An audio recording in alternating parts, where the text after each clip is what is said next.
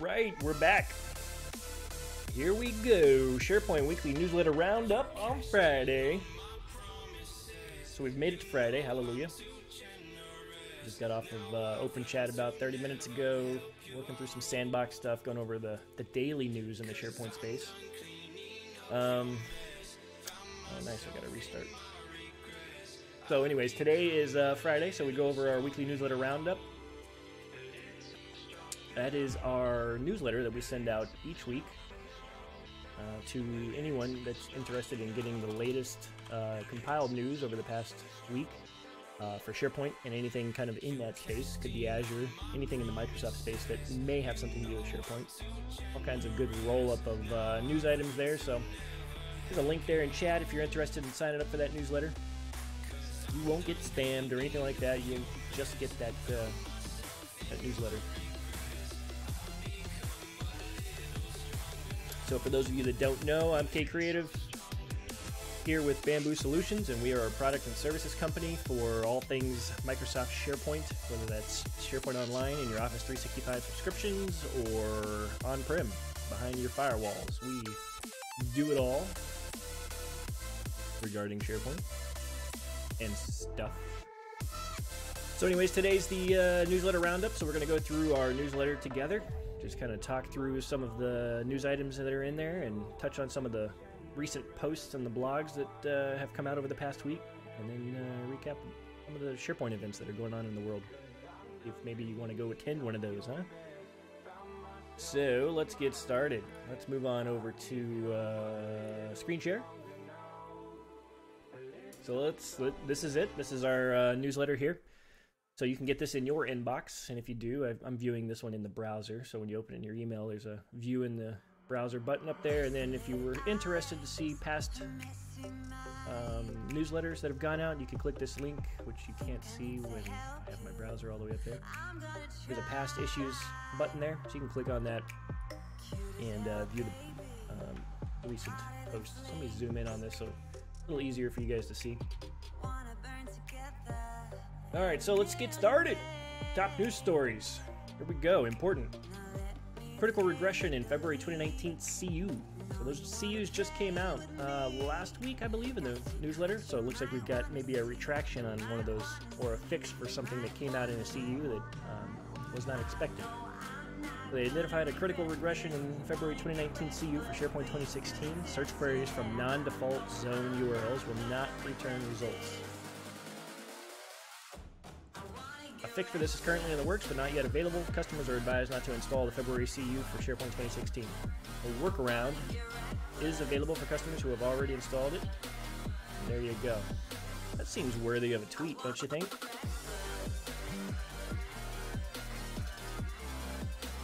Go ahead and convert that into a hashtag, huh? Boom.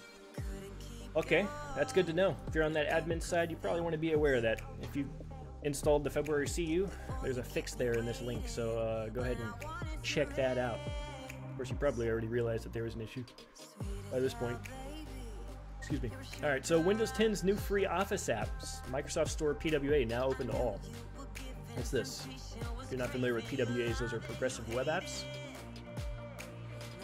Microsoft's taking the wraps off of its new Office app for Windows 10, the latest progressive web app, available on the Microsoft Store. Let's see if we can do something here. Let's go check it out.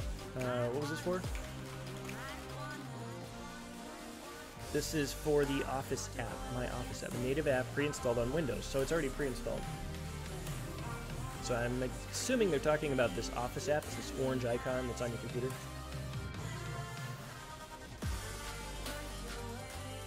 Maybe.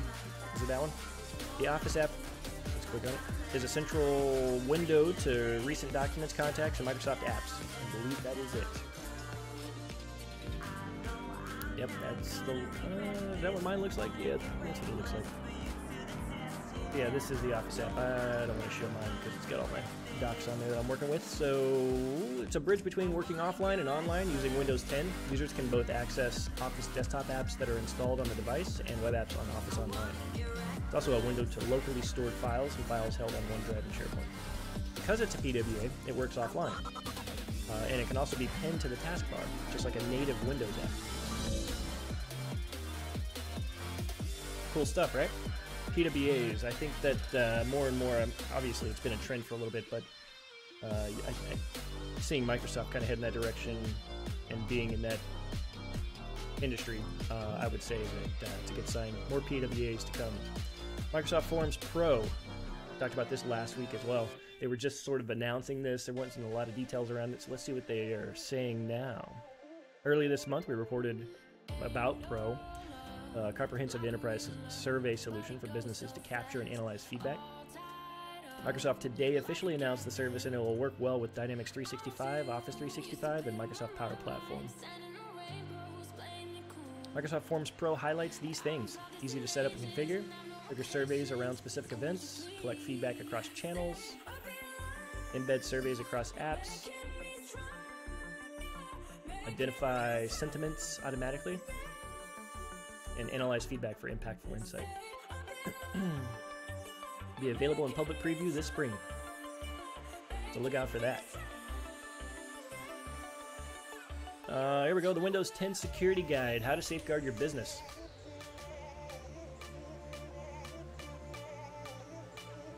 How do you configure Windows 10 PCs to avoid common security problems? There's no software magic bullet, unfortunately, and the tools are different for small businesses and enterprises, so here's what to watch out for.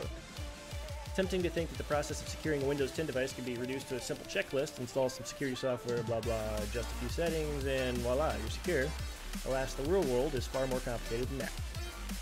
There's no software magic bullet, they say. This guide covers a broad spectrum of business use cases. Let's just get to the point here. Managing updates. Following categories apply to businesses of all sizes. Managing updates. That's true. We all got to do that. So before we begin, though, it's important to understand the different types of Windows 10 updates and how they work. So there are quality updates and feature updates. What is it with this site and their stupid autoplay sound videos, man? God, it's frustrating.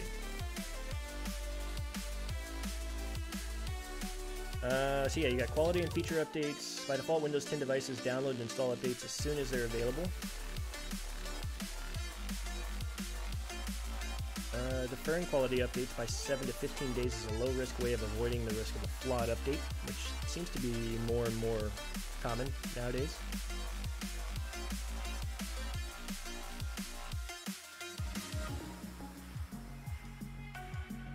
Yeah, when you're configuring your updates on your PC, they're saying, obviously, go ahead and select the box to allow for updating other Microsoft products, or updates for Windows applications is allowed. So identity and user account management.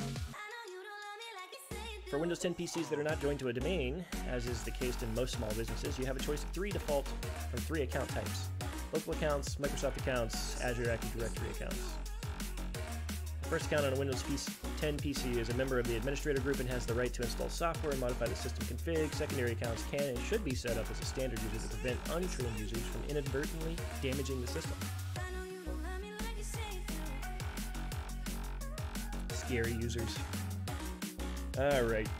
Finally, the Microsoft or Azure accounts on business PCs, you should set up multi-factor. Yep. Data protection, physical security is every bit as important as issues related to software and networks. Stolen laptop, blah, blah, blah. They're talking about some BitLocker there. It's device encryption. BitLocker enabled every bit of data on the device is encrypted using the XTS AES standard.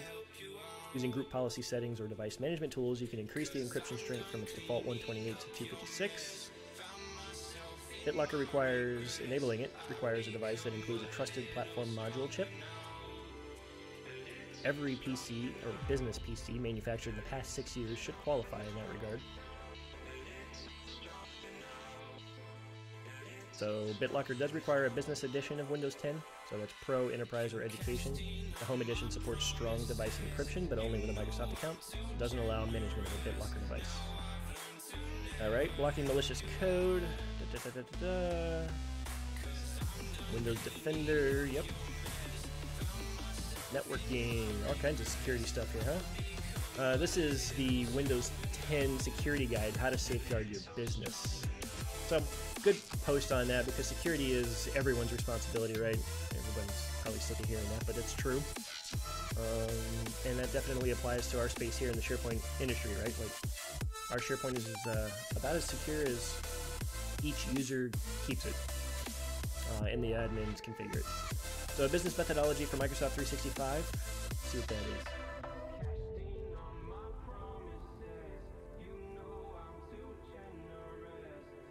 Microsoft 365 continues to gain momentum around the globe. It's clearly the option that many businesses will pursue, but there are challenges to overcome in order to make the most of the platform. Oh, show.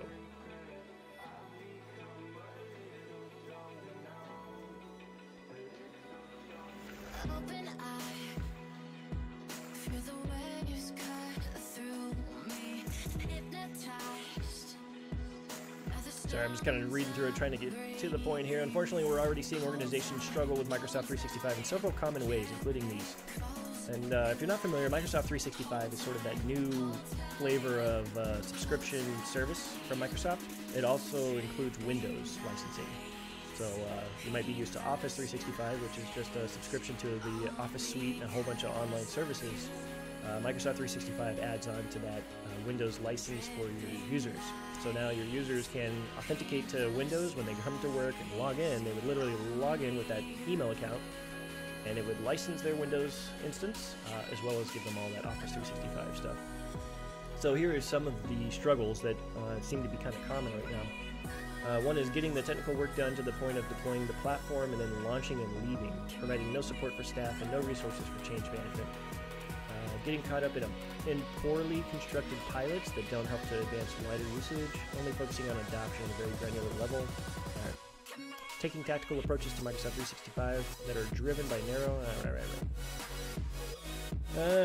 business first methodology. I've been shepherding organizations on their journeys to great intranets and robust digital workplaces for more than 20 years. Drawing on my experiences, I would like to put forward the following practical methodology, which can be used by business and or IT teams. Alright, so, business first methodology for deploying Microsoft 365.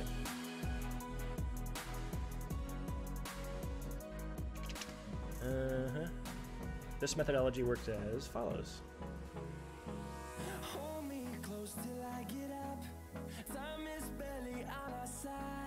A lot of effort and money will be devoted to Microsoft 365 organizations, by organizations of all shapes and sizes, but the basic question remains, why?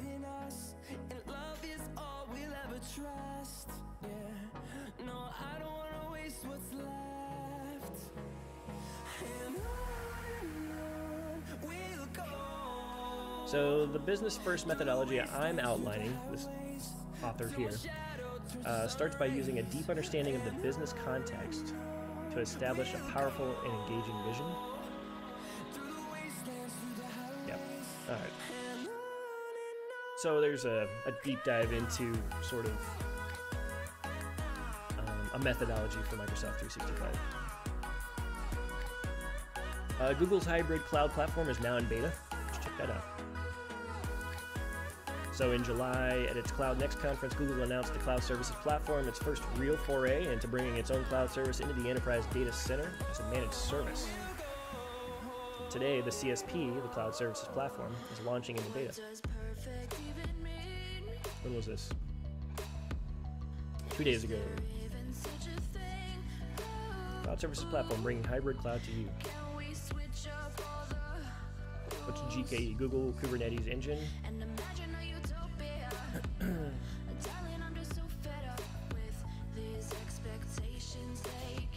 Alright.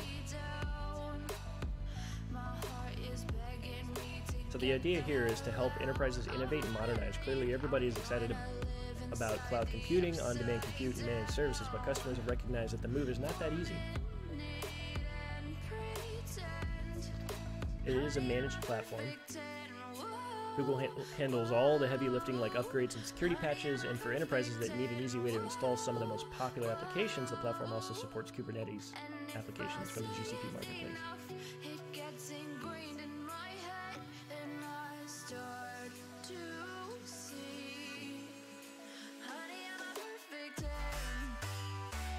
On-prem is not easy, Goldberg said, and given that this is the first time the company is really supporting software in a data center that is not its own, that's probably an understatement. Right. So yeah, there you go, Google Cloud. Got that hybrid sitch going. Microsoft rolls out Azure Data Lake Storage and Azure Data Explorer.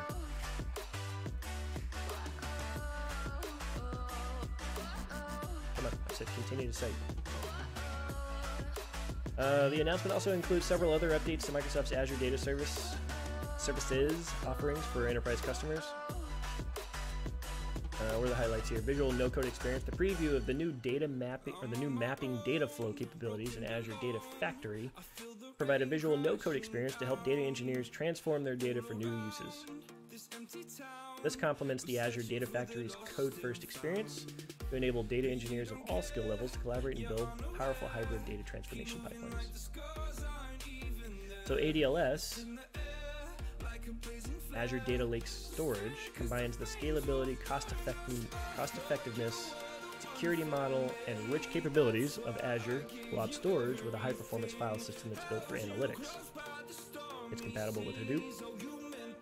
Customers no longer have to trade off between cost-effectiveness and performance. I've read that same exact paragraph in a previous stream.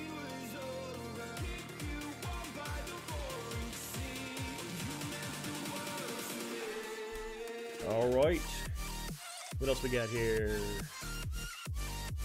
New information about Microsoft's Windows 10 replacement dual-screen laptop OS leaks.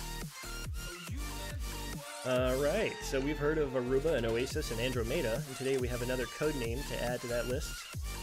ZDNet's Mary Jo Foley reports that Microsoft is working on a new Windows shell to run on top of Windows Core OS.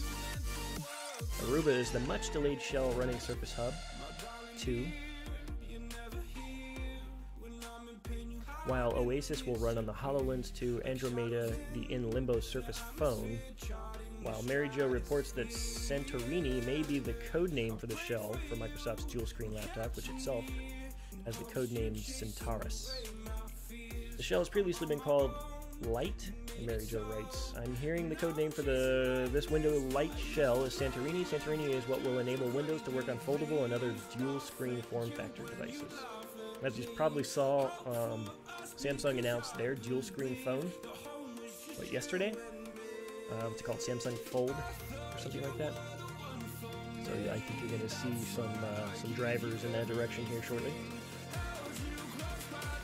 Microsoft's continued to work on making sure that Win32 apps can run in Santorini, hoping to avoid the Windows RT debacle where lack of useful software killed the platform.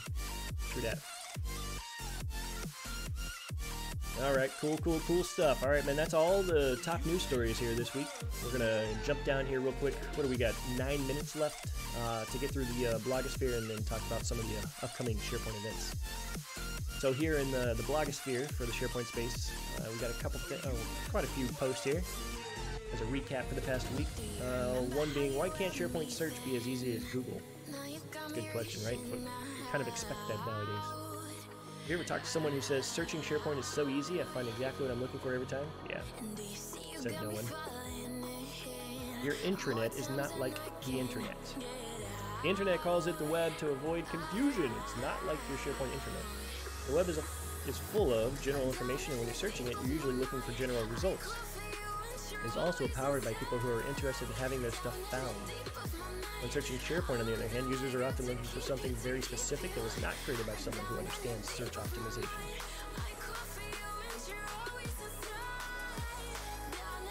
SharePoint search. When you search SharePoint, you look for things like proposal template, capabilities presentation, support agreement, PTO policy. The searches are often very specific documents, policies, or other content. There's often only one precise thing that will answer your question, but many things that share the same search terms. You may pull up a holiday calendar from 5 years ago, or dozens of presentations that aren't the one that you're looking for. That's true. So how do you improve it?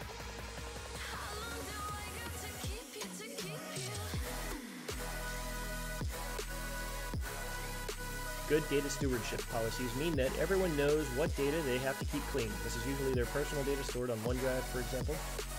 The data steward, often an outsourced role, just like building, cleaning, and maintenance, is responsible for monitoring and keeping most of the other data clean. Governance and data stewardship. There you go. Governance and data stewardship. That's kind of how you're going to handle that. Best way to implement SharePoint in a large organization. How to add application insights to SharePoint without modifying the master page. That's pretty interesting. Let's see, how do we do that?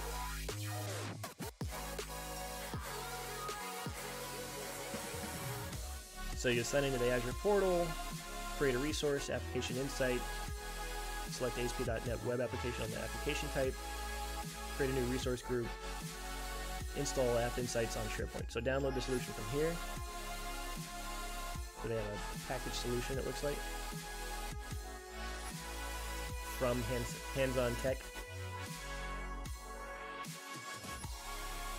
So yeah, you're gonna have to use his solution if you're interested in going this route.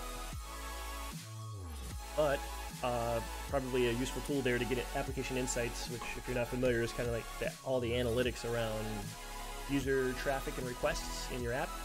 So now you can include that in SharePoint through his solution. Securing an Azure Function app with Azure AD works with SharePoint Framework.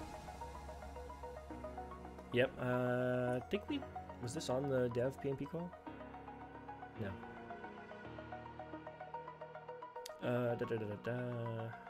When you secure an Azure Function app with Azure AD, you first create an Azure AD application that is then associated with the Azure Function.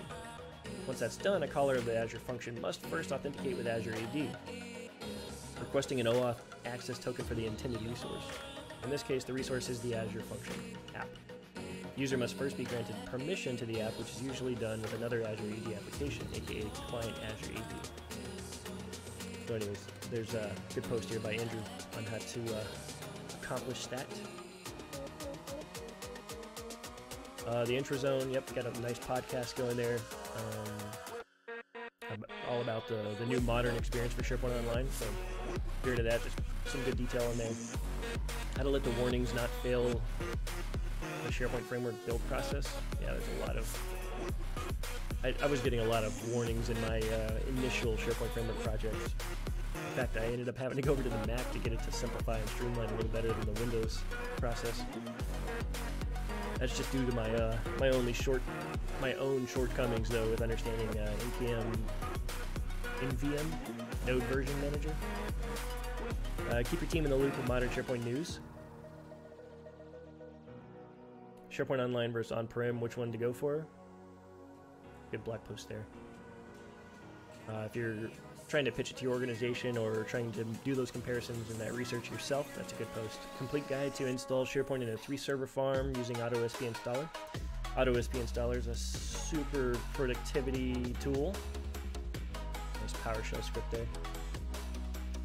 Use npm version to upgrade the version of your SPFX solution. Vue.js single-page app with ADAL and PnP.js step-by-step guide.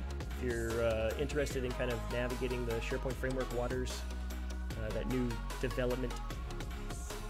Actually, I don't know if this is a SharePoint Framework project. Let's look real quick. Might be confusing, this one. So it's Vue and PnP.js. No, it's not a SharePoint Framework project. It's just PnP.js authenticating through ADAL inside of a Vue project. A good post there too if you're interested in those technologies. Using PowerShell to change SharePoint. 2010 Workflow Association data. What? Let's see what this is. If you're still using SharePoint on-prem, then you almost certainly will be using workflows based on the 2010 workflow platform. You needed to change the start parameters of a workflow template that was deployed in the site template, so there was a copy of the workflow in over 1,000 subsites. I turned to my trusty friend PowerShell. At first I didn't think it was going to be possible, but I figured it out. Alright, so there's your nice post on how to solve that problem. The Societal Impact of Cloud by Deloitte.